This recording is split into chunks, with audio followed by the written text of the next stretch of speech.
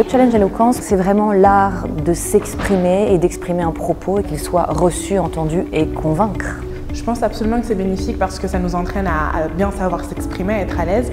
Et surtout quand on envisage de travailler dans les métiers de la communication, on est amené à devoir parler devant un public, à s'adresser devant les autres. Je trouve ça assez important et bénéfique pour nous. Nous avons choisi avec l'équipe pédagogique de travailler sur l'intelligence artificielle. On trouve que c'est un sujet extrêmement riche, dense, complexe.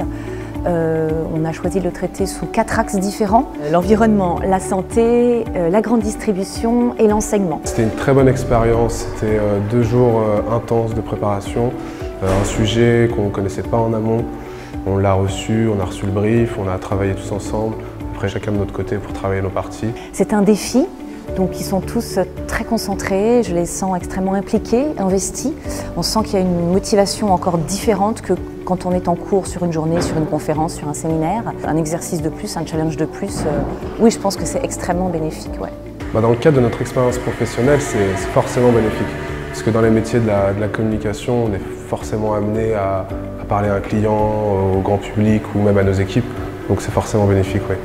Alors, les conseils que je leur donnerais, c'est de se dire que c'est important, mais c'est pas grave, ce challenge. Être audible, regarder les gens, s'amuser à les convaincre, en fait, avec un propos extrêmement tenu, structuré, construit, argumenté. Il y a beaucoup de paramètres verbaux, paraverbaux, qui concernent toute la voix, et le non-verbal qui est extrêmement important aussi, tout ce qui est gestuel, tout ce qui se voit et qui ne se dit pas.